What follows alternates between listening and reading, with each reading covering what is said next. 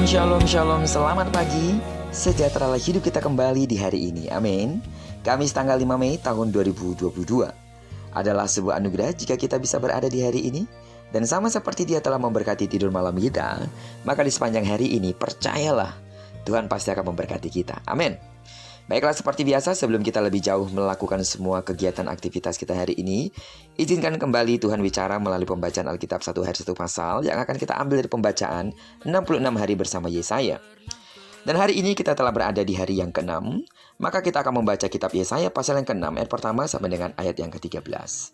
Judul perenungan kita hari ini, pendosa yang mendapatkan mandat sorgawi. Sebagai pengantar renungan ini, saya akan coba bacakan untuk kita ayatnya yang ke-8. Lalu aku mendengar suara Tuhan berkata, siapakah yang akan kuutus? Dan siapakah yang mau pergi untuk aku? Maka sahutku, ini aku, utuslah aku. Sidang jemaat Tuhan, cara Tuhan mengutus Yesaya digambarkan dengan luar biasa.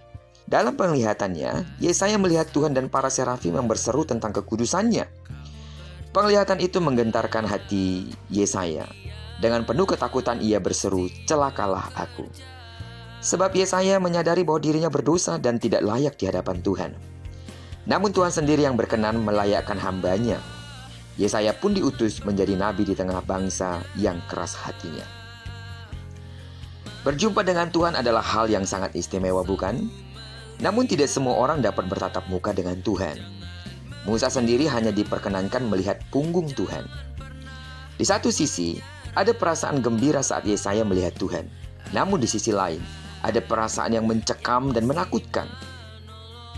Ditambah lagi ada seruan yang menggentarkan dari para serafim tentang hakikat Tuhan yang kudus. Dengan perasaan takut dan gentar, Yesaya mengakui bahwa dirinya tidak pantas berada di hadapan Tuhan.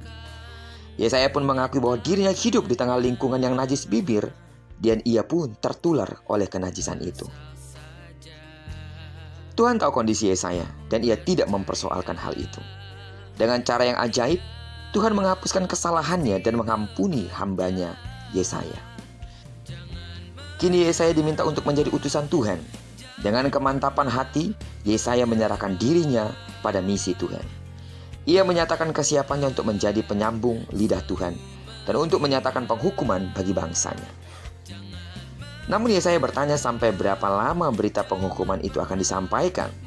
Jawab Tuhan tegas, yakni sampai seluruh wilayah Israel menjadi sunyi sepi. Setelah itu, barulah tumbuh tunas yang kudus.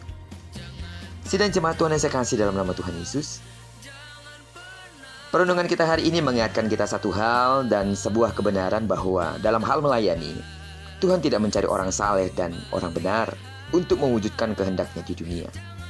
Yang dibutuhkan oleh Tuhan adalah orang yang mau diubah oleh firman-Nya.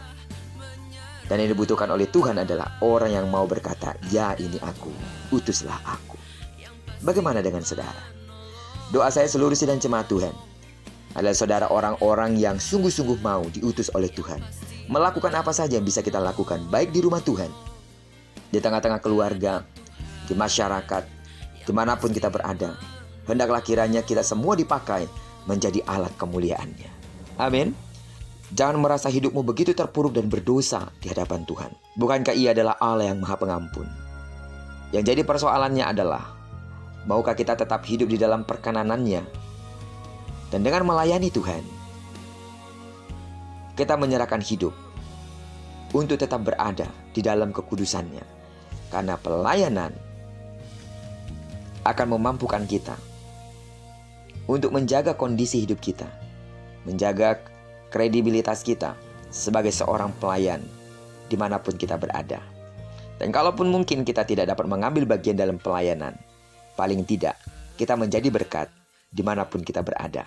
Karena Tuhan memanggil kita untuk menjadi berkat dimanapun Tuhan mengutus kita. Di tengah-tengah keluarga, menjadi suami, menjadi istri, menjadi anak, menjadi orang tua, dan menjadi seorang karyawan atau atasan. Di mana saudara berada, disitulah ladang pelayanan saudara. Diberkatilah kita semua. Kiranya kebenaran firman Tuhan di pagi hari ini menyadarkan kita kalau kita telah dikuduskan oleh Tuhan.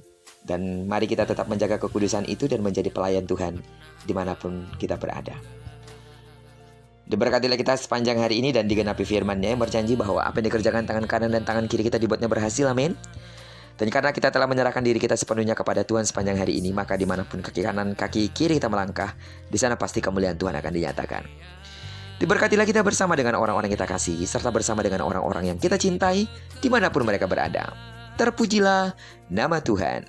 Shalom.